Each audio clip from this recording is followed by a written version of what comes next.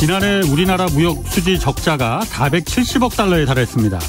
올해도 2월 초까지 한 40일간 적자 규모가 벌써 127억 달러를 기록하고 있습니다. 그래도 경상수지는 흑자라서 걱정할 단계는 아니라고 정부는 지금 말하고 있습니다.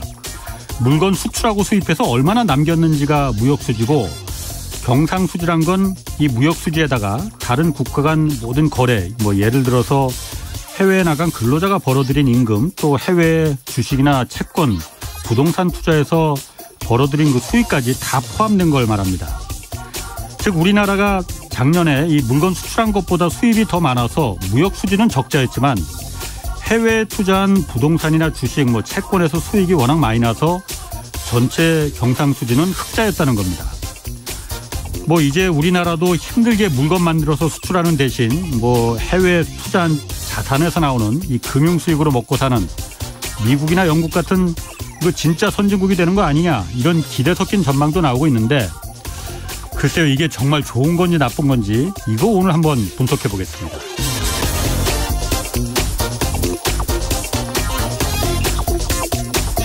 네, 경제와 정의를 다잡는 홍반장, 저는 KBS 기자 홍사훈입니다. 홍사훈의 경제쇼 출발하겠습니다. 유튜브 오늘도 함께 갑시다.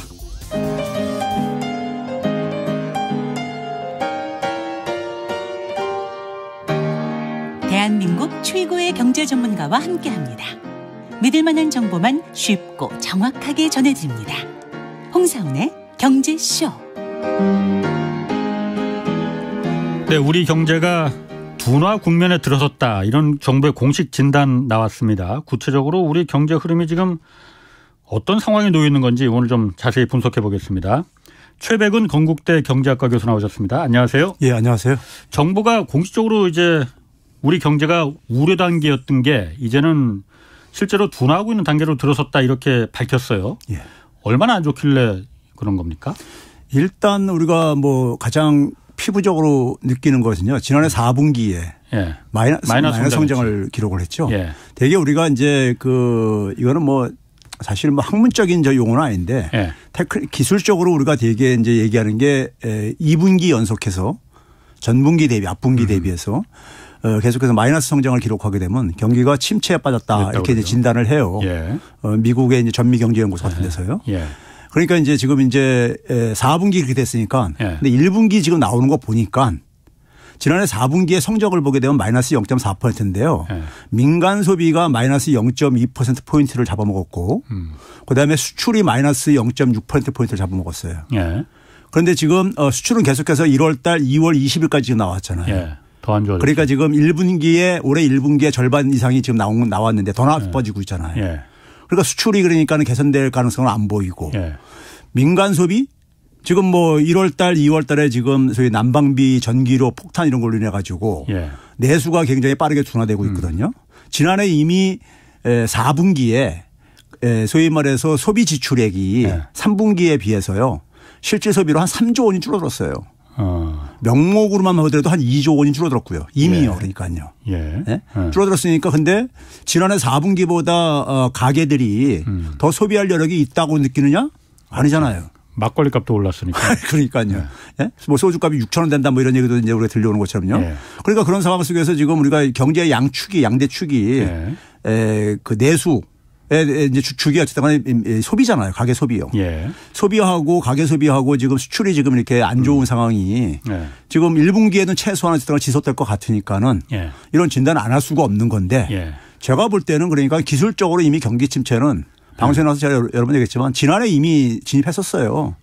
우리가 그래서 흔히 말해서 지금 얘기하는 성장률이라는 게 GDP로 얘기하는 거잖아요. 그렇죠. 그런데 GDP에는 국내에서 활동하는 외국인들의 경제 활동분도 포함되어 있습니다. 예. 그런데 우리가 우리나라 국민들만 가지고 계산하는 거, 국민 총소득이라는 게 있죠. 예. 국민 총소득은 실질 국민 총소득은 그러니까 우리가 1분기를 정점으로 해가지고 2분기부터 계속해서 하락해 왔어요. 예. 줄어들었어요. 그래서 4분기까지 보기도 한 9조 원 정도가 줄어들었습니다. 예. 경기 침체라는 게 뭐냐면요, 소득이 줄어들고 예. 즉 성장률이 둔화되고, 예. 그다음에 물가가 오르게 되면 이게 스태그플레이션이죠. 그렇죠. 예. 예. 근데 그게 이제 그러니까는 사실 그 소득은 이미 그러니까는 예. 지난해 그러니까 1분기 이후부터 지금 이제 후퇴하기 시작했다는 얘기고요. 예. 네? 그런 점에서 그러니까 이미 지난해 이미 예. 그런데 이제 정부에서 이제 그러니까는 소위 그 최근 경제 동향 해가지고 소위 그린북이라고 우리가 이제 일명 부르는 예. 표지가 이제 그린 색깔을 해가지고 부르는. 아 그래서 예 그런 겁니다. 아. 예. 겉표지가. 아, 그래요? 예. 예, 그래서. 자, 그런데 이제 여기서 이제 그러니까 우리가 지난해 11월 달까지만 하더라도 소위 말해서 그러니까는 내수는 내수가 그러니까 뭐 이게 뭐 괜찮다 이런 식으로 진단을 하고 있었어요. 현실과 동떨어진 세계에 있다가 예? 동떨어진 세계에 사실 지난해 11월 달 연말에 한번 일반 국민들이 느꼈을 때 경제가 이미 그 당시에 침체 상황이었었거든요. 그런데 정부만 제가 볼 때는 딴 세계에 지금 있었던 것 같아요. 그러다가 이제 인제서 1월 달까지만 하더라도 보게 되면 그냥 계속 우려라는 표현을 고집해서 피웠죠. 지난해 6월 달까지 계속 우려로요. 그런데 그 속에서 그러니까 뭐 수출도 그러니까 좀 이제 두고 보려고 하는 이런 것도 있었고 11월 달 같은 경우에는요. 그러니까 진단을 두 나라는 표현을 못 쓰다가 이제 마지못해서 이제 그러니까 쓴 것뿐이지 이미 근데 뭐 현실에서는 많은 국민들은 침체라고 느끼고 있는데 느끼는 게 사실 정확한 거고요. 너무 늦게 진단한 거죠. 아니 그러면은 지금 사실 내수보다도 사실 우리가 뭐 경제 성장이 내수보다는 우리야 수출로 주로 먹고 사는 나라였었잖아요. 근데 수출이 지금 줄어든다는 게 사실 가장 우려스럽게 저는 보이거든요. 다른 것보다도.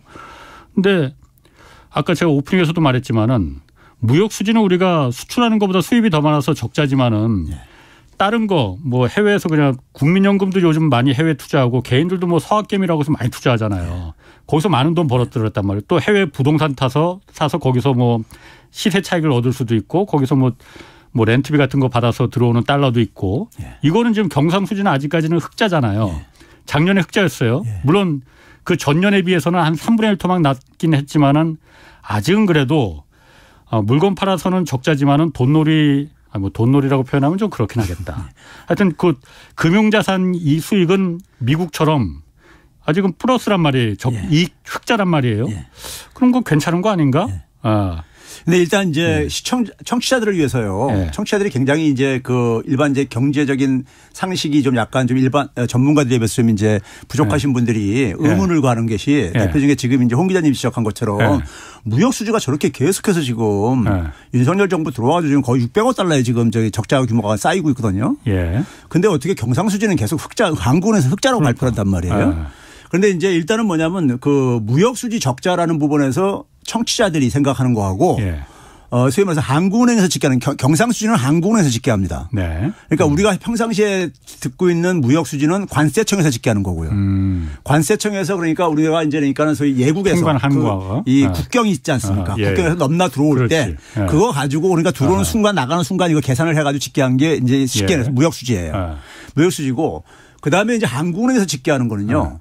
한국은행에서 집계하는 거는 이제 그러니까 소위 경상수지 적재 국제수지를 집계를 하는데 이제 경상수지가 이제 그러니까 소위 말해서 쉽게 말해서 우리한테 이제 돈이 실제로 우리가 얼마나 벌어들였느냐 썼느냐 이걸 정리한 거죠. 경상수지. 무역수지도 포함되어 있는 거잖아요. 그렇죠. 그런데 거기서 경상수지는 4가지로 구성되는데요. 상품수지라는 게 있고 그다음에 서비스도 우리가 거래하잖아요. 서비스 수지가 있고 그런데 우리가 일반적으로 무역수지 얘기할 때는 이 상품수지에 해당되는 겁니다. 그렇지. 서비스 수지는 포함이 안 된 거예요. 그렇죠. 물건 판 거. 그래서 이걸 무역 외수지라고 이렇게 일반 학교에서 말한다. 그다음에 지금 이제 홍 기자님이 얘기했던 그 이제 우리가 예국에 나가서 예국에 투자해가지고 벌어들인 돈들이요. 이걸 가지고 이제 본원소득수지라고 이렇게 표현을 해요. 본원소득이라는 것이 이게 영어로는 이제 그러니까 외국에서 이제 프라이머리 인컴이라고 이렇게 많이 표시하는데 그러니까 1차 소득이라 이거죠. 그러니까 뭐냐면 우리가 경제 활동을 하다 보면은 각자가 그러니까 소득을 만드는 방법이 여러 가지가 있는데 노동을 투입을 해가지고 기여를 해가지고 일을 해가지고 임금 소득을 받는 사람이 있고 그다음에 이제 뭐냐면 은행에다가 예금을 해가지고 이자 소득 받는 사람도 있고 그리고 뭐 이제 주식에 투자해서 배당 소득 받는 사람도 있고 이런 게 다 소득들이잖아요. 그러니까요. 그래서 그런 소득들을 이제 그러니까 우리가 일종의 그러니까는 그 본원소득이라고 하는 거예요. 가장 원천적인 소득이라 해가지고요. 이걸 근데 해외에서 이제 그러니까 우리가 벌어들인 소득들. 그게 워낙 많았다는 그리고 거예요. 예국인들이 우리나라에서 벌어나가는 소득도 이렇게 있잖아요. 이거 정리하는 게 이제 본원소득 수지예요. 그다음에 이제 이전소득 수지라는 게 있습니다. 이전소득 수지라는 건 말 그대로 트랜스퍼인데 그냥 이렇게 내가 이제 미국에 있는 그러니까 뭐 저기 누나한테 돈을 벌면 송금 받았어. 아니면 우리가 뭐 예국에 이제 그러니까 어떤 원조를 좀 했어. 그러니까 그냥 이건 경제활동과 관계없이 넘겨주는 거예요. 이런 것들이 있는데 우리가 흔히 이제 그 관세청에서 집계하는 무역 수지하고 한국은행에서 얘기하는 상품 수지하고도 또 약간 차이가 있어요. 그렇게 하는데. 어려운 것까지 제가 알아야 될까요? 아니 근데 그게 예. 이제 일반 국민들이 볼 때 들을 때 보게 되면은 한국은행에서 얘기하는 그 데이터하고 무역 수지하고 틀리게 나오거든요. 조금 예, 틀리게 나와요. 무역 수지와 상품 수지가 예. 이게 그러니까 개념상으로 같은 건데 집계하는 방법의 차이로 인해 가지고 차이가 있어요. 그런데 지금 오늘은 그 얘기까지 하게 되면 너무 이제 그러니까 거기까지는 제가 못 따라갈 것 같아요. 그러면 이제 상품 수지하고 서비스 수지는 우리가 굉장히 만성적인 적자 그렇죠. 국가예요. 예. 그러니까 이제 거기다가 이제 근데 우리가 이걸 커버하고 있는 게 소위 말해서 본원소득 수지인 거예요. 아까 말한 얘기한 주식 투자고 부동산 사고 그렇죠. 예. 그래서 이제 경상수지는 흑자를 그나마 이제 이렇게 유지를 하고 있는 거예요. 많이 줄어들었죠. 재작년에 비해서는 1년 전에 비해서 많이 줄어들었는데 3분의 1 토막 났다고. 예. 근데도 이제 그래도 흑자인데. 그래도 흑자를 유지를 하고 있어요. 그래도요. 그러니까요. 무역 수지에서 적자 본 걸 다 상쇄하고도 지금 더 흑자라는 거 아니에요? 그렇죠. 근데 경상수지가 중요한 게 쉽게 얘기해서 우리나라 사람들이 벌은 돈인 거예요. 우리가 쓸 수 있는 돈인 거지요. 그렇죠. 그러니까 이제 그거 말고 이제 외국인들이 이제 우리나라 주식 투자하기 위해서 갖고 온 돈 이런 것들은 우리나라 돈이 아니잖아요. 언제든지 갖고 나갈 수 있는 돈이니까요. 그래서 이런 거 말고 경상수지가 굉장히 중요하죠. 중요한데 무역수지가 중요한 이유는 본원소득 수지도 뭐 하지만 무역수지가 중요한 거는 자 이제 무역수지 섞고 본원소득 수지가 들어온 걸 가지고 한국은행이 우리가 이제 본원소득 수지에는 한국은행이 한국은행도 해에다가 그러니까 채권을 다 투자하고 그러잖아요. 그럼 거기서도 본원소득 수지는 발생합니다. 기업도 할 게 아닙니까? 그렇죠. 기업도 재테크 할 수 있으니까요. 개인들도 요즘 개인도 하고요. 테슬라 주식 많이 사니까. 개인도 하고요. 우리나라는 기업들이 제일 많이 합니다. 기업들이요. 그러면 이제 문제는 뭐냐면은 근데 우리가 흔히 말해서 경상수지 흑자라든가 무역수지 흑자를 우리가 중요시 여기는 건 뭐냐면은 이게 이제 외환보유고하고 연결시켜서 생각을 한단 말이에요. 외환보유고라는 게 뭐냐면 우리가 이제 97년도 외환위기 당했을 때 마지막 그러니까 우리가 기댈 수 있는 마지막 기대처잖아요. 그렇죠. 그러니까 예를 들어서 그러니까 우리가 은행들이라든가 금융회사들 기업들이 그러니까 해외에서 돈을 빌려왔는데 달러를 빌려왔는데 이걸 상환을 해야 되는데 국내에서 조달을 못하거나 연장은 안 해주고 앉아있고 예? 그랬을 때 그러니까 마지막 손 빌릴 수 있는 데가 중앙은행이잖아요. 중앙은행이 갖고 있는 외환 보유액이잖아요. 그렇죠. 그 중앙은행이 보유하고 있는 외환 보유액 중에는 그러니까 무역 수지에서 들어온 돈들도 있을 것이고 이 본원소득 수지로 들어온 돈들도 있고 그러는데 자 근데 본원소득 수지는 아까 얘기했듯이 대부분이요 민간들이 갖고 있는 것들이에요. 민간들 개인이나 기업들이요. 갖고 있는 건데 민간들이나 개인들이 갖고 있는 달러를 그러니까 정부가 그러니까 강제로 그러니까 이거를 사용할 수는 없잖아요. 물론 그건 그렇죠. 그러니까 예를 들어서 그러니까 만약에 은행이 어느 금융회사가 해외에서 달러를 차입해 왔는데 이걸 만약에 이제 우리가 막 금융 상황이 굉장히 안 좋아져 가지고 이제 그러니까 상환을 해야 되는데 이걸 연장을 안 해준다 그러고 갚아야 되는데 그럼 자금을 외환시장에 조달을 해야 되는데 그 자금이 달러가 공급이 될 게 아닙니까? 근데 이 공급이 그러니까 굉장히 어려워지고 있어. 국내에 그러니까요. 우리가 작년에 우리가 많이 경험했듯이 그러니까요. 그럼 그런 상황 속에서 그러니까는 마지막으로 이제 기댈 수 있는 건 은행에 가가지고 은행에 가서 시중은행에 가고 시중은행은 중앙은행에 갈 수 있잖아요. 중앙은행이 그러니까 외환보유액이 마지막 이제 그러니까 그걸 이제 도달할 수 공급할 수 있는 저란 말이에요. 근데 개인들이 갖고 있는 거는 개인이나 그러니까 기업이 갖고 있는 달러를 개인들도 그러니까 여하예금을 많이 갖고 있잖아요. 은행에. 근데 이 달러를 쓸 수는 없잖아요.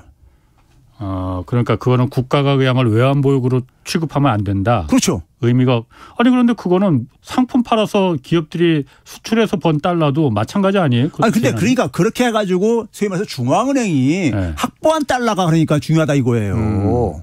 중앙은행이 한 거는 소위 국가의 공공적인 목적을 위해 가지고 죄송합니다. 중앙은행에서 전화 왔나 보네. 이제 꺼놨는데 어떻게? 미안합니다. 죄송합니다. 그러니까 그 중앙은행은 어쨌든 간에 그 관리를 받는 게 기재부의 관료를 받아요. 화폐라든가 외환 업무와 관련해서. 그러니까 그건 쓸 수가 있죠. 사용할 수가 있죠. 동원할 수가 있죠. 근데 개인과 기업이 갖고 있는 걸 가지고 그러니까 국가의 이익을 위해서 그러니까 좀 이제 활용을 하자.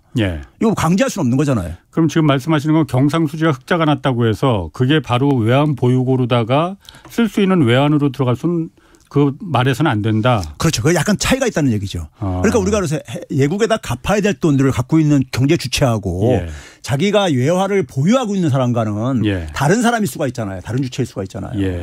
같은 주체일 때는 자기가 갚아야 될 돈을 자기가 갖고 있는 달러로 갚으면 돼요. 예. 근데 그게 아닐 때는 불일치할 수가 있잖아요. 근데 지금 그 최 교수님 말씀하시는 거는 그런 경우는 위험한 경우가 갑자기 우리가 1997년에 IMF 그 외환위기 맞았을 때처럼 갑자기 외국에서 너도나도 그냥 다시 나 빌려준 달러 다시 내놔 나 나갈래 이럴 때 너도나도 달러를 같이 막 찾을 때 그때 문제가 되는 건데 지금 그런 상황이 지금 그 벌어질 가능성이 우리가 경상수지든 무역수지를 얘기하는 거는 그런 외환위기 트라우마 때문에 얘기를 하는 거죠. 그러니까 금융 상황이 굉장히 그러니까 해외 금융 국제 금융 상황이 굉장히 긴축적으로 변하거나 해가지고 그다음에 이제 금융 상황이 굉장히 이제 어두워질 때 자금을 그러니까 소위 말해서 그 이 순환이 잘 안 되는 거잖아요. 그렇죠. 순환이 안 될 때는 그러니까 연장을 우리가 평상시에는요. 평상시에는 사람 몸을 생각하면 돼요. 평상시에는 그러니까 피가 잘 돈단 말이에요. 그러다 갑자기 날씨가 추워진데 고령층들 같은 경우는 갑자기 갈 때 피가 안 돌아가지고 그래가지고 쓰러지는 경우들이 있잖아요. 그런 상황인 거예요. 상황이 굉장히 안 좋다는 얘기는 돈이 그러니까는 이게 순환이 안 되는 거죠. 안 되는 상황 속에서 내가 갚아야 될 돈은 있는데 내가 그런데 새로 이것을 자금을 그러니까는 연장하거나 구할 수 있는 방법이 굉장히 어려워져. 이럴 때 이 불일치 문제가 이제 만들어내는 거죠. 그럴 때 이제 우리가 마지막 이제 우리가 의지할 수 있는 곳이 경상수지 흑자고 그다음에 그것이 외환보유고다 이거죠. 그렇군요. 최 교수님도 말씀하실 때 이제 그 본인이 이제 그러니까를 많이 쓰신 건 아시죠? 지금 유튜브 댓글에 그거 샜는데 200번까지 세다가 포기하셨대. 아유, 버릇이 뭐 수십 년 되다 보니까. 아니 저는 듣기 좋습니다. 아주. 그렇습니까? 자 그러면은 그래서 이제 정부에서도 이제 아까 말씀하신 표지가 초록색인 그 그린북에서 한국의 경기 둔화로 이제 들어가고 있다. 경상수지는 흑자지만 흑자 규모도 좀 줄어들고 있고. 그런데 정부에서는 상반기엔 좀 어렵겠지만은 하반기에는 좋아질 것이다라고 기재부에서도 그렇게 말하고 한국은행에서도 그렇게 말합니다. 이유는 반도체 값이 경기가 지금 워낙 안 좋아서 그런데 반도체 경기 이제 곧 뭐 챗 GPT 그것도 막 있어서 반도체도 많이 팔릴 거고 가격도 올라갈 거고 또 하나 더 중요한 거는 중국 리오프닝이 본격화될 거다. 그렇기 때문에 이제 한국 경기도 하반기에는 좋아진다라고 말하거든요. 어떻습니까 그 부분은? 지난 수십 년간요. 수십 년간 우리나라뿐만 아니라 IMF 같은 데서도요. 대개 이제 경기의 전망을 할 때요. IMF는 예를 들어서 이제 대개 보면 10월 달에 그 다음에 걸 전망치를 하고요. 1월 달에 수정 전망치가 나옵니다. 나오고 이제 그다음에 7월 달에 또 이제 그러니까 수정 전망치가 나오는데 수정 전망치가 나오는 이유는 계속 자기들 전망한 게 안 맞기 때문에 그런 거잖아요. 그렇죠. 상황이 달라지기 때문에. 근데 대개가 보게 되면요. 지난 수십 년간에 이거는 확인을 해보세요. 확인을 해보시면은 대개 상저하고 있는 식으로 얘기가 일반적인 얘기입니다. 지금까지 항상 들어본 거 하면 복기를 해보세요. 그 얘기는 되게 경기가 안 좋아지는 둔화 국면에서. 그럼 그건 두 가지 측면이 있습니다. 하나는 뭐냐면은 우리가 이제 기저효과라는 게 있잖아요. 그렇죠. 기저효과가 있으니까 만약에 우리가 해서 4분기에 마이너스 성장을 했어요. 그러면 1분기에는 그다음 연속돼서 이어지는 1분기에는 조금만 잘해도 플러스 나올 수 있는 거예요. 마이너스로 이게 곤두박질 쳤었으니까요. 그렇잖아요. 그런데 이제 상반기가 굉장히 안 좋을 건 다들 이제 그러니까 우리가 가까운 시일 내니까 다들 이제 피부로 이제 그러니까 공감을 해요. 근데 하반기는 사실 그러니까 좀 멀리 떨어져 있는 기간이라고요. 그럼 상반기가 그러니까 굉장히 경기 침체다 그러면 마이너스 성장했다고 하면 예를 들어 표현하면은 그럼 하반기에는 플러스될 가능성이 기술적으로 굉장히 있는 거예요. 조금만 잘 돌으니까 어쨌든 반등할 수 있는 거니까요. 그렇죠? 그게 하나가 있고요. 둘째는 뭐냐면은 틀리는 이유가 하반기 6개월 이후에 대해서 그렇지. 누가 뭘 일어날지 이걸 잘 진단을 못 해요. 오래전부터. 또 전쟁 어디서 터질지도 모르고. 그렇죠. 그런 점에서 이건 상당히 그러니까 우리가 아까 얘기했던 기술적인 어떤 이런 거라든가 그리고 어떻게 보면 막연한 희망사항 이런 것들이 합작품인 경우가 되게 많고 그동안에 얘기한 걸 쭉 보게 되면요. 상저하고가 맞은 적은 제가 볼 때 제 기억에 별로 없어요. 별로 없어요. 실제로 많은 국민들이 그렇게 느낄 겁니다. 그렇기 때문에 그거는 우리가 그냥 우리가 하나 목표치로 그렇게 좀 다행히 좋아지면 좋은 거고 우리가 좋게 만들려고 노력을 해야 되는 거죠. 그러니까. 좋게 만들려고 해야 되는 거지 그냥 그러니까 반도체 경기가 좋아지면은 그러니까 그렇다. 이거 반도체 경기 우리가 결정할 수 있는 거 아니잖아요. 운에 맞추는 것 같아 갖고 중국도 리오프닝 될 것이다. 반도체도 좋아질 거다. 이게 무슨 어떤 경제 정책에 의해서 이게 하반기에 좋아진다는 게 아니고 그냥 운에 따라서 좋아질 것 같아요. 천수합이잖아요. 천수합 경제라고 이걸요. 근데 우리가 제가 이 방송에 5월 20 기억을 뭐 하실지 모르겠는데 5월 26일 날 하고요. 9월 22일인가 두 번 제가 삼성전자 얘기를 한 적이 있었어요. 모르시는가 보네. 본인이 얘기하셨는데. 아니 알아.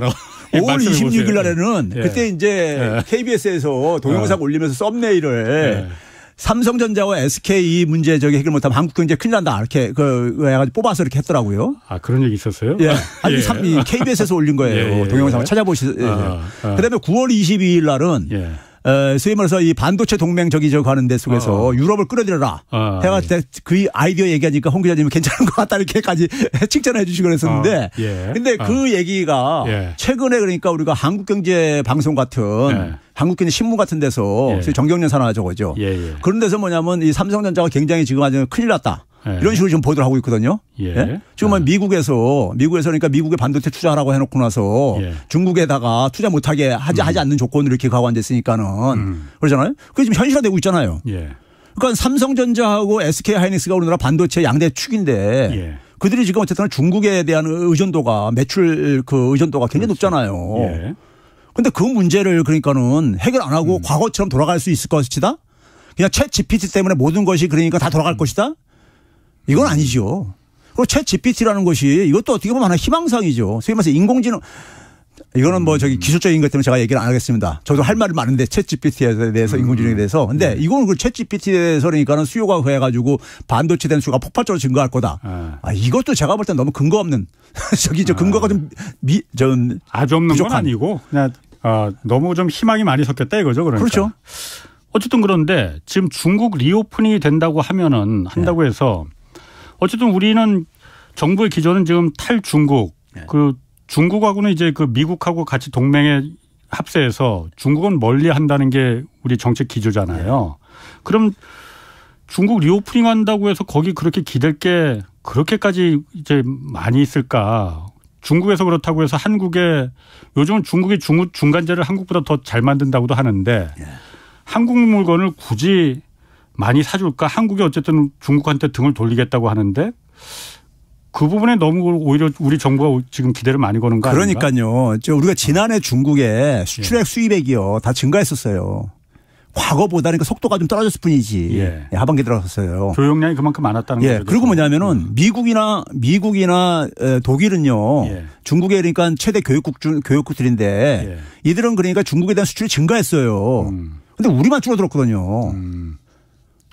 그러면 그래서 중국이 그러니까 수입이 증가하는데 우리나라 수출이 줄어드는 것을 그러니까 원인을 해결하지 않으면은 중국이 리오프닝 때문에 그러니까 좀 낮은다고 해가지고 그 효과가 얼마나 그렇게 되겠냐? 옛날처럼 그러니까 우리가 소위 말해서 작년에 그러니까 한 3월 달까지는 4월 달까지 두 자릿수로 수출이 증가했었어요. 우리나라도 중국에 대한 수출이. 중국에 대해서. 그러다가 5월 달부터 갑자기 한 자릿수로 뚝 떨어지거든요. 뚝 떨어졌다가 하반기가 가서 마이너스로 이제 그러니까 이렇게 됐었고요.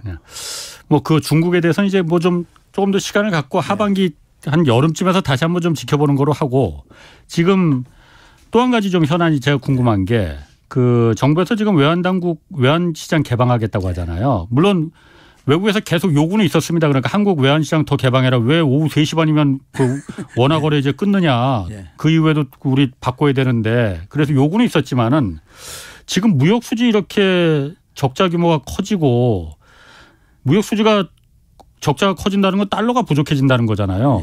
이런 상황에서 외환시장을 개방하는 게 괜찮은 건가? 그리고 이게 그럼 우리한테 득이 되는 건가? 실이 되는 건가? 외국에서 물론 요구가 있다고는 하지만은 그건 어떻게 해석을 해야 됩니까? 이거 작년에 있잖아요. 윤석열 정부 출범하자마자 이거 기재부에서 추진을 하던 거였었어요. MSCI 선진국 지수에 우리 들어가야 된다고. 이거 추진을 했었죠. 그래서 막 이제 국회에서 세미나도 하고 이거 이제 그러니까 공청회 같은 거 비슷하게 하고 그랬었어요. 하다가 그 당시에 막 무역 적자가 심해지고 그러니까 지금 이거 할지 때냐 해가지고 이게 잠깐 들어갔다가 다시 꺼낸 카드예요. 들어갔다가 왜 다시 꺼냈어요? 그러니까 이게 원래 그러니까 하고 싶은 욕망이 있는 거죠. 욕망이 있으니까 포기 못하고 다시 끄집어내는 카드예요. 근데 여기에 이제 상징적인 게 뭐냐면요. 쉽게 얘기해서 국민들이 그동안에 그러니까 해외에다 이제 송금을 자기 이제 뭐 자녀들이 유학을 가 있을 때 그러니까 돈을 보낸다든가 어쨌든 돈을 보내려고 할 때 기존의 한도가 면제 한도가 사전 신고 면제 한도가 5만 달러였었어요. 근데 이거 10만 달러까지 2배로 늘려주겠다는 거고요. 기업들 같은 경우도 그러니까는 여기에 대해서 그러니까 3천만 불에서 5천만 불로 늘려주겠다는 거예요. 그러니까요. 사전 신고 없이 그러니까요. 그러면 이걸 보면서 제가 이제 느끼는 건 뭐냐면 우리가 이제 금융시장 같은 경우는요. 그 평상시에는요. 예. 평상시에는 아무 문제 없이 잘 작동이 돌아갑니다. 왜 그러냐면은 아까 제가 몸에다 사람 몸에다 비유했듯이 평상시에는 그러니까 돈들이 그러니까 이렇게 하게 되면 돈들이 달러가 막 들어와 가지고 예. 우리나라 환율도 안정이 되고요. 그렇지. 굉장히 긍정적인 모습만으로 쫙 끌게 됩니다. 예. 문제는 우리가 외환시장이나 금융시장의 문제는 언제를 대비를 해야 되는 거냐면요. 아까 얘기했듯이 갑자기 상황이 악화될 때. 그래가지고 뭐냐면 자금 순환이 안 될 때. 예. 그때 갑자기 자금들이 빠져나간단 말이에요. 외국에서 들어왔던 달러들이. 예. 그래서 우리가 흔히 말하는 영어로 표현해서 죄송한데 서든 아웃플로우 문제를 항상 우리가 이제 그때부터 이제 우리가 그거예요. 예. 갑작스럽게 빠져나간다 이거예요. 근데 그걸 막을 수 있는 마지막 방어선은 외환 보유고라 이거예요. 경상수지 흑자와 이 외환 보유고라 이거예요. 예. 이게 이제 소위 학계의 이제 일종의 정론인 거예요. 그런데 우리가 지금 뭐냐면 무역 수적자도 커지고 있고 예. 지금 우리가 무역 수지라는 것이 그동안 적자라는 게 굉장히 생소한 단어가 있었습니다. 지난 외환위기 이후에 계속 흑자를 이루었었기 때문에. 2008년인가 그때 그때 한 해 빼놓고요. 한 해 빼놓고 무역 흑자를 계속 했었으니까요. 예. 그러니까 굉장히 생소한 단어가 지금 튀어나온 거 이런 시점에 예. 갑자기 이게 왜 지금 튀어나와야 되느냐 이걸 그러니까. 지금 우리가 생각을 해야 되는 것이고요. 저는 이걸 보면서 홍 기자님 혹시 기자생활 몇 년도부터 시작했어요? 91년이요. 그럼 95년도 예. 김영삼 정부 때 상황을 아시는지 모르겠는데 그 당시에요. 1990년도 초에 우리나라 환율이 어느 정도 됐는지 기억나세요 혹시요? 700원 뭐 800원. 700원도 안 됐었습니다. 680원 정도 됐었어요. 예. 그러다가 김영삼 정부가 출범하는 93년 1월 달경에 어느 정도가 됐냐면요. 790원까지 올라갔었습니다. 100원 이상이 올라갔었어요. 그리고 이제 이게 한참 올라갈 때는 810원까지 올라갑니다. 올라갔다가 그러면서 이제 뭐냐면 그 당시에 이제 김영삼 정부가 우리 그 당시에 무역 수지 적자가 그 당시에는 뭐냐면 우리나라 본원 소득이 별로 없을 때였었어요. 마이너스일 때였었습니다. 그러니까 무역 수지 적자가 다 경상수지 적자로 잡힐 때였었습니다. 그 당시에는요. 그 당시에는요. 그러니까 무역 수지와 경상 수지가 다 같이 적자 행진을 막 이제 그것도 굉장히 막 배로 더블로 막 증가하는 이런 상황이었었어요. 그런 상황인데 그 당시에 소위 말해서 OECD 가입 뭐 그런 거 하면서요. 그 당시도 외환시장 선진화, 외환시장 이거 개방을 합니다. 95년도에 그 당시에요. 그 당시 저도 경제학자라지만 참 자괴감이 드는 게 뭐냐면 국제금융 전문가들이요. 그 당시에 이제 무슨 일이 있었냐면 아까 810원까지 올라가던 환율이 갑자기 뚝 떨어져가 750원까지 96년도 이때 가지고는 우리가 되게 무역 수지가 적자가 심해지게 되면요. 환율은 상승하는 게 정상인 겁니다. 이게 경제의 자율 조정 기능이에요. 왜냐하면 무역 수지가 적자라는 얘기는 우리나라의 경제가 안 좋다는 얘기잖아요. 안 좋으면 우리나라 원화 가치가 떨어져야 되는 거잖아요. 그래서 환율이 상승해야 되는 거예요. 달러가 모자라는 거니까. 그렇죠. 그런데 오히려 환율이 하락을 했어. 그때 형쇼요. 왜 그랬을까? 그러니까 그게 바로 뭐냐면 시장을 개방하면서 달러가 유입된 거죠. 외국의 달러 자본들이 들어왔구나. 들어온 거죠. 그럼 좋은 거 아니에요? 들어오다 보니까 환율이 이게 하락한 거란 말이에요. 문제는 뭐냐 아까 얘기했듯이 97년도에 동남아 시장부터 소위 말해서 그러니까는 뭐 은행들이 파산하고 이러면서 갑자기 금융시장이 굉장히 악화되잖아요. 악화되면서 연장이 안 되고 달러가 회수가 빌려준 돈을 회수를 하면서 한꺼번에 다 빠져나갔고 그걸 이제 막을 돈이 한국은행에 막판에 무슨 뭐 300억 달러 안 남았다 뭐 이런 식이 나오면서 터진 거 아니었습니까? 외환위기가 터졌던 거잖아요. 나라가 망했죠. 그때. 그 당시에 그 환율이 이렇게 막 이제 이게 하락하니까는 전문가들이 처방이라고 쓰는 게 뭘 처방을 내놨냐면요. 이게 달러가 너무 많이 들어와서 이게 큰일이니까 지금 달러를 바깥으로 내보내면 되지 않느냐.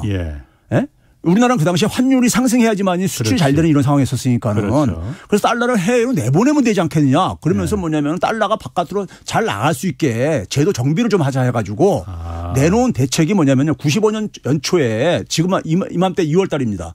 신문들 기사도 찾아보세요. 그럼 뭐냐면 해외 여행 갈 때 그 당시에 뭐냐 갖고 나갈 수 있는 달러가 한도가 이렇게 정해져 있었죠. 여행객들한테. 그다음에 해외 나가서 체제하는 기간에도 그러니까는 한도가 있었고요. 그러니까요. 왜냐면 달러가 워낙 귀한 나라다 보니까 어느 나라는 달러를 통제해요. 일본도 통제했었고요. 다요. 근데 이걸 막 풀어줘요. 풀어줬었죠. 달러를 그러니까 막 이제 쓸 수 있게 해요.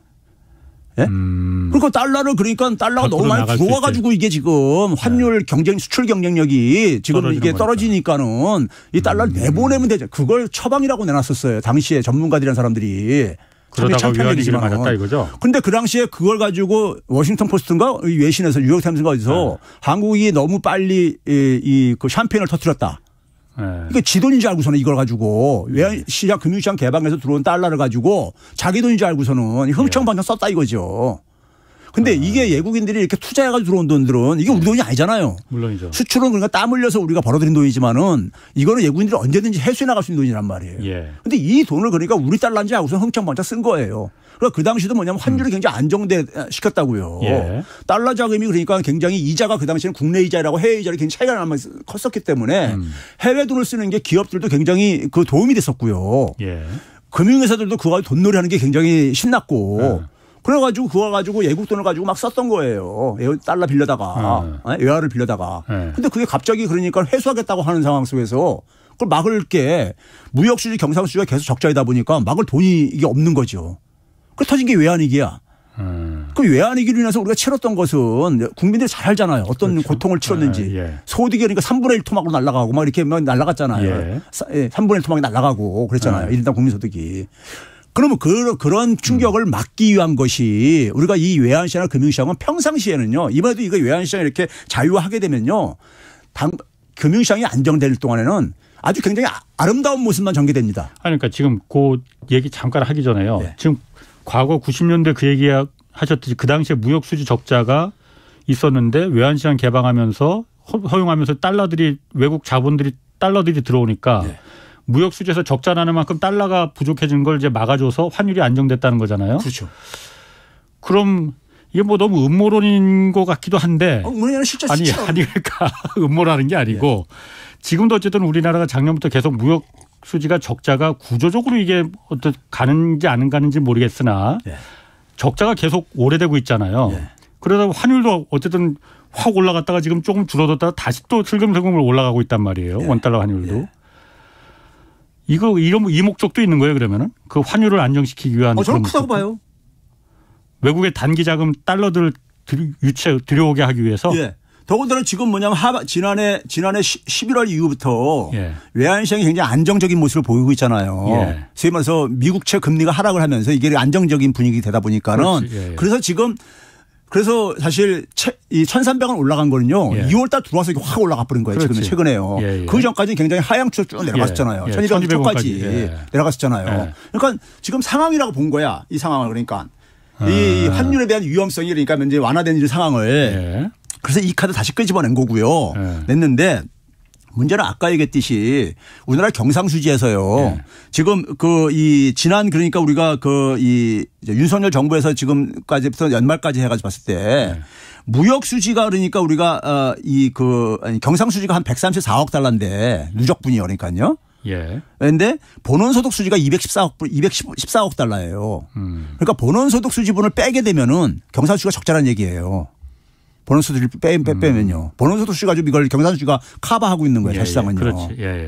그러니까 그 얘기는 결국 뭐냐고. 근데 아까 얘기했듯이 본원소득 수지는 이게 완벽하게 그러니까는 국가 돈이 아니라 이거죠. 완벽하게 그게 아니라 이거죠. 외환보유고로 연결되는 게 아니라 이거예요. 그렇지. 그래서 외환시장 자유화라든가 금융시장을 좀 이렇게 소위 말해서 선진화라는 말로 표현하는데 이렇게 한 나라가 동아시아의 대표적인 게 이 소위 말해서 싱가포르 같은 나라가 그런 나라잖아요. 근데 이 나라의 특징이 있어요. 싱가포르나 대만이 갖고 있는 특징이. 대만도 그러니까 외환위기 비슷하게 동아시아 외환위기 당하고 나서 달라진 게 뭐냐면요. 싱가포르는 외환보유액이요. 엄청 GDP에 대비해서 아무리 적어도 70% 이상은 유지하고요. 많을 때는 100% 넘습니다. 우리나라는 25%도 안 돼요. 우리나라가 지금 외환 보유고가 한 4천억 달러. 4,600억 달러 이렇게 되도 그러는데도 불구하고 GDP가 우리는 크지니까요. GDP 대비로 봤을 때 3-4%뿐이 안 된단 말이에요. 최근에 보게 되면요. 그래요? 그래서 이게 그러니까 올린 게 이런 거예요. 외환위기 때는 더 적었었어요. 그렇지. 이게 올린 게 끌어올린 게. 그래서 제가 평상시 하는 얘기하면 이걸 더 끌어올려야 된다. 그럼 우리가 방어할 게 있으면요. 투기 세력들이 장난을 그만큼 못 치게 돼 있어요. 그렇잖아요. 저건 해봤자 별 효과가 없다. 이렇게 아닙니까? 되는 애들한테는 안 건들죠. 그렇죠. 그래서 만약에 이런 걸 개방을 하려면은 우리가 외환위기 때도 뭐냐면은 당시 OECD 가입하면서 많은 전문가들이 저를 비해서 지적했던 게 뭐냐면 국내 자본시장이 좀 준비가 돼 있는 우리가 체력적으로 방어할 수 있는 이걸 해놓고 해야 된다 그랬는데 그거 안 하고 그냥 개방하게 되면 선진화 될 줄 알고서는 하다가 결국 그런 이제 외환위기라는 값비싼 비용을 지불했단 말이에요. 그럼 지금도 우리가 이 개방을 했을 때 외국인 자금들이 들어올 때는 굉장히 장밋빛만 이렇게 펼쳐집니다. 자금이 들어오니까요. 그 자금 쓸 수 있는 여유 자금이 생기니까. 그런데 예. 문제는 이게 계속해서 우리가 통제할 수 있는 자금이 아니라는 거잖아요. 예? 그럼 지금의 외환보유고 정도로 이게 위기가 될 수도 있다는 거예요. 우리 작년에도 외환보유액이 지금하고 비슷해요. 당연히 그렇죠. 1년 동안 내네요. 그런데 그렇게 흔들렸잖아요. 환율이. 그럼 그렇지. 흔들렸잖아요. 우리가 2008년도 금융위기 때도 그 당시도 그러니까는 한 2,400억 달러 막 이렇게 있었을 때도 우리나라 외환보고 충분하다 그랬었어요. 그런데 그 당시에 흔들린 건 작년 흔들린 건 우리나라만 흔들린 것도 아니고 일본도 외환보유가 많은데도 더 흔들렸잖아요. 일본도. 자, 근데 봐보세요. 일본이 흔들린 거는 일본은 금리 정책을 좀 유연하게 운용을 못 하잖아요. 그렇지. 저금리로 그냥 계속 했으니까. 지난해 그러니까 환율이 불안정할 때 전 세계에서 일본 다음으로 제일 많이 상승한 나라가 우리나라예요. 일본은 그럴 수밖에 없었고. 그러니까 우리나라가 되게 뭐냐면요. 취약한 나라의 특징이 뭐냐면은 이게 상황이 악화될 때 가장 먼저 그러니까 타격을 보고요. 상황이 안정되게 되면은 가장 먼저 자금이 유입되져요. 위험 자본으로 수익성이 높기 때문에. 일본하고 비교할 건 아니네. 그게. 그렇죠. 일본하고는 비교하면 안 되는 거죠. 일본은 초저금리 상태를 계속 유지하려다 일본은 보니까. 금리를 그러니까는 이게 자율적으로 운영을 못 하잖아요. 그 결과인 거고. 우리는 금리를 쓰는데도 불구하고 이렇게 이런 일이 일어났잖아요. 그런 점에서 왜 지금 상황이냐 이거죠. 이게. 도대체가 그러니까 국민들 대다수가 그러니까 이거 가지고 불편을 느끼는 소위 말해 선진국가들도요. 선진국가들도 9,000달러에서 10,000달러 이상 그러니까 해외로 갖고 나가고 들을 때 다 신고하게 돼 있어요. 지금 미국, 캐나다 이런 나라들도요. 예? 그래도 정부에서는 일반 국민들이 편한 거가 별로 그렇게 체감되진 않을지 몰라도 아까 말했던 MSCI 그 주식시장이 어쨌든 우리나라가 지금은 신흥국 시장에 들어가 있는데 이런 외국 외환 개방을 하면은 선진국 시장으로다가 지금 편입시켜 준다는 거잖아요. 그러면 코스피도 많게는 뭐 40%까지도 올라갈 수 있다. 왜냐하면 그 노는 물이 큰 물에서 노니까. 뭐 그런 면에서는 우리가 외국의 요구를 이걸 들어주고 우리가 환 개방을 해서 선진국 큰 물에서 놀 필요가 있다. 그 부분도 설득력 있는 거 아니에요? 그러니까 제가 아까 얘기하지 않습니까? 이게요. 어떤 상황이 국제 금융시장 상황이 악화되기 전에는 굉장히 좋은 모습만 나타낸다니까요. 악화되기 전에는. 왜 그냥 평상시에 사업하는 분들이 별 문제가 없을 때는요. 은행에서 연장해주고 그러잖아요. 빚을요. 그렇죠. 근데 상황이 안 좋을 때 이 연장 안 해주고 회수해버리잖아요. 그럼 지금 외환보유고는 그거 위험한 거예요? 25% 작년에 우리가 경험을 했잖아요. 작년에. 그렇지. 제가 자꾸 말씀하시는데도 까먹고 와서 혼나네 오늘 또. 혼나는 게 아니라. 그러면 그런 부분도 좀 저는 그래서 우리나라 경제 규모가 이렇게 커졌고 방어 능력이 어느 정도 이제 외환보유고도 이렇게 있으니 이 정도면은 개방해도 되는 거 아닌가? 좀 더 대만도 70% 이상 끌어올렸어요. 이중화 있어요. 저도 그 정도 끌어올리면은 이거 해도 된다고 봐요. 그럼 지금 이런 경우에 한국이 어쨌든 국제적으로 투기자본들 지금도 계속 돌아다니고 있잖아요. 그렇죠. 어느 나라를 공격해서 큰 돈을 먹을까 군침 흘리고 있는 투기자본들 분명히 있습니다. 그렇죠. 한국이 만약에 외국 외환시장을 지금 개방하면은 그런 투기자본의 먹잇감이 될 가능성이 그 정도로 우리가 체력이 부실한가요? 아니 지금 국제 금융시장이 연준이 지금 그러니까 금리 인상 기조가 안 끝났고 근데 언제까지 이걸 그러니까는 유지할지 고금리 체제를 그래서 여전히 그러니까는 우리가 리스크가 굉장히 많이 남아 있는 상황이잖아요. 왜 이런 상황에서 그러니까 굳이 이걸 해야 되냐 이거죠. 그러니까 이게 불확실성이 굉장히 많은 이런 상황에서. 알겠습니다. 또 듣고 보니까 굉장히 불안해지네. 그리고 또 하나. 지금 물가가 워낙 장난이 아니잖아요. 뭐 작년 12월까지 잠깐 우리나라 잠깐 물가 내려가는 것 같더니 지난 1월 달에는 다시 또 올라갔어요. 그렇죠. 그런데 모레 이제 목요일에 한국은행이 기준금리 다시 정하잖아요. 이 올릴까 여기 한국은행이 지금 고민이 많다는데 지금 어떤 결정이 필요합니까? 근데요. 저는 홍 기자님이 원래 기자잖아요. 기자 출신이잖아요. 저는 기자지. 기자분들이 그렇게 보게 되면 이제 기사를 쓰면서 전문가들이 시중의 전문가들이 다 동결로 예상한다 대부분이 뭐 이런 식의 기사 써요. 근데 기자는 그런 거 의견 물어봐가지고 그런 걸 그랬으면 안 되고요. 물어봐야 되는 거잖아요. 그렇지. 취재해야. 당신은 왜 이걸 저희 동결할 걸로 보느냐. 그렇지. 그리고 이제 동결하는 이유를 대게 되면은 그 이유가 맞는지 안 맞는지에 대해서 판단해서 질문을 해야 되잖아요. 그게 취재인데 요즘 애들이 그게 없어. 그러니까 말이에요. 그럼 홍 기자님은 지금 그러니까는 시중에서 떠도는 나온 얘기처럼 동결할 걸로 봅니까? 아니 나는 동결할 이유가 없을 것 같은데 어쨌든 제가 할 말 좀 있으니까 시간이 없으니까 먼저 말해보세요. 그런데 우리가 이거를 우리가 평가할 때니까요. 지금 이제 시중에서 아마 동결할 거라고 예상하는 사람들 중에는 한국은행이 그동안 보인 모습으로 볼 때 이제 그러니까 동결할 가능성이 높다고 저는 보는 걸로 해석을 해요. 우리가 한때는 그러니까 한국은행이 기재부에 남대문 출장소라는 이런 오명까지 쓴 적도 있고 그러니까요. 그런데 우리가 한국은행은요. 한국은행 법대로 움직이는 거잖아요. 한국은행 우리가 누구나 접할 수 있는 한국은행 1조 1항을 보게 되면 한국은행 목적이라는 게 있습니다. 목적 1조 1항이 보게 되면은 물가 안정을 통해서 국민 경제 발전에 이바지 하는 이렇게 돼 있어요. 물가 안정입니다. 못 박혀 있어요. 2항이 뭐냐면 금융 안정에 유의해야 된다 이렇게 돼 있어요. 그다음에 뭐냐면 4조에 보게 되면은 한국은행이 기재부 관리를 받습니다. 그것들은 일반 청취자들도 그걸 잘 모르실 거예요. 기재부의 관리를 받는다고? 원래 기재부의 업무가 한 나라에 그러니까는 재정을 담당하는 데이기 때문에 화폐 업무를 담당하거든요. 화폐를 찍어내는 것이 한국은행이잖아요. 그래서 거시 정책과의 관리를 받습니다. 자, 그러면 그랬을 때 한국은행이 그러니까 그 4조에 정부의 그러니까 경제 정책과 관련해 가지고 어떻게 정의되고 있냐면요. 물가 안정을 해치지 않는 범위 내에서 정부의 경제 정책을 그러니까 뭐 고려한다 뭐 이런 걸 이렇게 돼 있어요. 그게 흔히 얘기해서 추경호 장관이나 이런 사람들이 얘기하는 그러니까 정부의 저를 그러니까 이제 요구하는 근거로 이제 가는 거예요. 자, 그러면 우리가 지금 현실을 보자 이거예요. 자, 한국은행은 어쨌든 간에 존재 이유가 물가 안정으로 돼 있어요. 우리나라는요. 그 물가 안정인데 지금 뭐냐면 동결을 해야 된다는 사람 주장하는 근거는 되게 뭐가 같습니까요? 부동산 때문이지 뭐. 부동산이라든가 서민들 어렵다. 아니 지금 경기가 지금 안 좋다. 마이너스 성장했으니까 뭐 이런 얘기한단 말이에요. 근데 경기 부양을 위해 가지고 금리를 그러니까 통화 정책을 써야 된다는 거 한국은행에 없어요. 그렇지. 이거는 정부의 이건 목표인 거예요. 정부지. 그러면 그대로 한다면 정부 얘기를 들어주는 거라고요. 그런데 우리가 학문적으로 볼 때 경기를 판단하는 우리가 근거는 뭐냐면요. 고용 지표입니다. 그래서 미국 연준은 고용 안정과 물가 안정이 돼 있죠. 그렇죠. 그런데 우리나라는 고용 안정을 포함을 안 시켰어요. 저는 우리나라 조선일보라든가 보수신문들이 2021년 정기국회 할 때 민주당 일부 국회의원들이 한국은행 법을 개정을 하는데 고용 안정도 포함시켰다 이거 참 논란이 있은 적이 있었어요. 그런데 그 당시에 조선일보 같은 데서 뭐라고 했냐면요. 야, 한국은행이 중앙은행이니까 일자리 만드는 것까지 해결해야 되느냐. 막 이러면서 막 이제 비판을 했었어요. 그런데 지금 경기 부양한다는 얘기는 고용 지표가 관련된 거거든요. 그렇죠. 경제 성장률하고 고용은 우리가 1대1의 관계를 간다고 우리가 경제학적으로 돼 있으니까요. 어쨌든 간에요. 그런데 고용 지표를 한번 봐보자고요. 고용 지표 보게 되면요. 지금 미국도 그렇지만은 한국의 고용지표 대표적인 게 뭡니까? 실업률 같은 거잖아요. 실업률이 1년 전보다 더 낮았어요.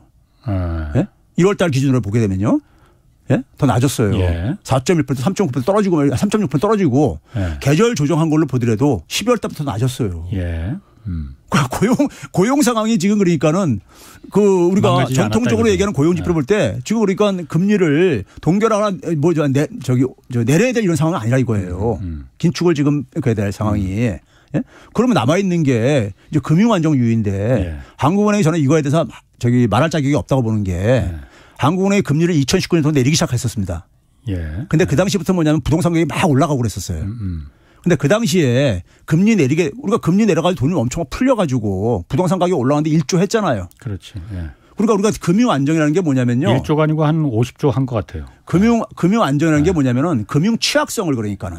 이 금융 취약성이라는 게 뭐냐면 돈이 많이 풀려가지고 나중에 가계부채 문제 같은 지금 우리가 겪고 있는 이 문제죠. 이런 거를 겪지 않도록 밑질을 해야 되는 건데 그때 당시에 그 얘기 지적하면 뭐라 그러냐면 한국은행에서 한국은행은 금리를 가지고 이런 거를 할 수 있는 게 아니다. 해가지고 하는 게 흔히 뭐냐면 금융에다 공을 항상 넘겨요. 그런데 이 지금 부동산 시장이라든가 이런 것은 정부에서 지금 굉장히 경기와 더불어 가지고 신경 쓰다 보니까는 이 얘기를 얘기한단 말이에요. 슬슬 얘기한단 말이에요. 그것 때문이라 이거죠. 근데 이거를 그러니까 금리를 한국은행이 소위 말해서 이런 부동산 자산 가격을 그러니까 너무나 이게 올랐다고 생각할 때 이거 사실 사전적으로 알 수가 없는 거거든요. 올랐다고 생각할 때 이거를 그러니까 무슨 금리를 올려야 되는지 떨어진다고 했을 때 내려야 되는 건지 여기에 대해서는요. 합의된 게 없어요. 그건 한국은행이 신경 쓸 일은 아니죠. 아니죠. 네. 아닌데 그거를 그러니까 슬슬 이렇게 끄집어낸단 말이에요. 네. 그 얘기는 결국 뭐냐면은 정부에다가 안테나를 그러니까 이렇게 맞추고 있는 거죠. 그러니까요. 한국은행이 예. 독립해야 되는데 예. 아니 그래서 말씀 잘하셨어. 예. 지금 그래서 제가 이해를 못하는 것 중에 하나가 제가 과문해서 그런지 한국은행 어쨌든 여태까지는 계속 금리를 올려왔었잖아요. 기준금리 물가가 올라가니까 기준금리를 올려왔는데 정부에서는 지금 얼마 전에 정부에서 은행은 공적인 역할 지금 들고 나왔어요. 네. 그래서 지금 서민들이 고금리로 지금 이렇게 고통받고 있는데 은행들이 지금 이자 올릴 때냐 이자 내려라 하잖아요. 네. 아니 기준금리가 올라가면 당연히 은행들 금리도 올라가는 원래 그 목적으로 한 거 아니에요? 네. 근데 정부가 은행 금리를 내리라고 하면은 이게 어떻게 해석을 해야 되는 거예요? 한국은행이 그런 기준금리 올릴 필요도 없는 거 아니에요? 아니 이게 뭐냐면요. 저는 이게 그러니까 이 정부가 이제 검찰 정부라 하잖아요. 검찰 정부의 저는 사고방식이라고 보는데 금융위원회가 뭘 하는 거냐면 은행이라든가 금융회사들의 생사 여탈권을 사실상 갖고 있어요. 법률적으로는요. 그러니까 영업을 인가해주고 영업을 중간에 그러니까 중단시킬 수도 있고. 그렇죠. 이게 금융위원회가 갖고 있는 권한이에요. 원래 은행은 대표적으로 규제할 수 있는 그 산업이니까 규제를 그렇죠. 해야 됩니다. 그러니까 금융위원회나 그 밑에 산하집행기구인 금융감독원 뭐 떠들면 눈치를 볼 수밖에 없어요. 은행이라는 금융회사들은요. 그러면 문제는 뭐냐면은 요새는 근데 뭐 자기들이 그러니까 수신금리 인상 자제라는 말 안 했다 뭐 이런 얘기까지도 하고 앉았더라고요. 안 했다고 금융위원장이 국회 나가가지고 했는데 어쨌든 그러니까 그런 얘기도 하고 그러더라고요. 그러면서 그런 소리 한 적 없다고 이제 그러는데 근데 이제 문제는 뭐냐면은 그렇게 해가지고 결과적으로 쓴 간에 이게 금리에 개입을 해왔던 거잖아요. 지난해 하반기 10월 말부터요. 그러니까요. 그렇지. 해왔던 거잖아요. 해왔는데 우리가 아까 했던 한국은행 법에 보게 되면요. 4조 2항에 한국은행은 정부하고 정부의 정책에 뭐 협조 이렇게 고려한다 이렇게 돼 있지만은 물가 안정을 해치지 않는 범위 내에서 2항에 뭐라고 돼 있냐면요. 시장 기능을 중요시하게 된다. 그렇게 돼 있어요. 근데 한국은행이 사실 그러니까 지난해 할 수 있는 건 다 해줬었어. 정부가 요구하는 거. 소위 말해서 그러니까 금융회사를 막 어려워지고 대기업도 자금 조달 어려워지니까는 한국은행 투입했었잖아요. 은행 지원해주게 하고 일반 금융사까지 지원해주게 했었잖아요. 10월달 11월달에요. 그때 잘 기억하고 있는 거잖아요. 회사채 안 돌아오고 그럴 때 했었잖아요. 한국은행이 뭐 간접적으로 이렇게 도와주는 식으로 들어갔어요. 그런데 지금 뭐 공공성 이런 걸 지금 얘기하고 앉아있는데 공공재라는 얘기까지 하고 앉아있고 지금 대통령께서는 그렇죠? 하는데 자, 우리가 은행법을 보게 되면요. 1조 1항이 우리가 경제학 교과서에 보게 되면요. 은행이나 은행 부분은 공공성도 추구한다 이렇게 돼 있어요. 수익성 못지않게. 그렇지. 1조 1항이 바로 그 공공성과 관련된 거예요. 은행법 1조를 보게 되면요. 지금 자금이 잘 돌게 해가지고 국민경제발전 도모하고 국민들이 그러니까는 불편을 느끼지 않게 이렇게 해주는 거예요. 그게 이제 소위 자금 중개 기능, 금융 중개 기능인 거예요. 그런데 현실적으로 보게 되면은 자금을 그러니까 은행을 이용 못하는 국민들이 전체 신용을 이용하는 사람 중에서 한 20% 가깝게 이용 못합니다. 그렇죠. 못해요. 못하는데 신용이 떨어지니까. 그래가지고 최근에 여당인가요? 정부에서 그랬는가요? 소위 말해서 이 어려운 사람들한테 햇살론 정책자금 지원하는 거를 15.9%를 내린다 뭐 이런 기사 나왔잖아요. 뭐 있었어요. 근데 15.9%가 이게 금리입니까 이게 그러니까요. 이건 과거 보면 이거 대부업체 금리잖아요. 쉽게 얘기해서요. 그렇죠? 그런데 이런 거를 그러니까는 사실 이런 부분이 그러니까 공공성이 작동이 안 되는 거예요. 정부가 스스로가 그러니까는 공공적인 기능을 그러니까는 포기하고 정책 자금이라고 하면서 그러니까 한국은행을 그러니까 협조를 얻어낼 수 있는 게 정부란 말이에요. 정부의 은행이거든. 한국은행은요. 아니 그런데 지금 시간이 한 1분밖에 안 남아서 제가 아까 질문 드린 거는 한국은행은 기준금리를 지금 높여야 되는 상황인데 정부에서는 시중 은행들의 금리를 낮추라고 지금 하니까 이게 엇박자가 이게 괜찮은 건지. 그러니까 우리나라 금리 구조가 굉장히 왜곡돼 버렸어요. 이건 이제 시간 지나면서 계속 비용을 지불할 겁니다. 시간이 지나면서. 알겠습니다. 그냥 듣다 보니까 제가 다 숨이 턱턱 막힙니다. 숨이 찹니다 아주. 잘 들었습니다. 최백은 건국대 경제학과 교수였습니다. 고맙습니다. 감사합니다. 지금까지 경제와 정의를 다잡는 홍반장 홍사훈의 경제쇼였습니다.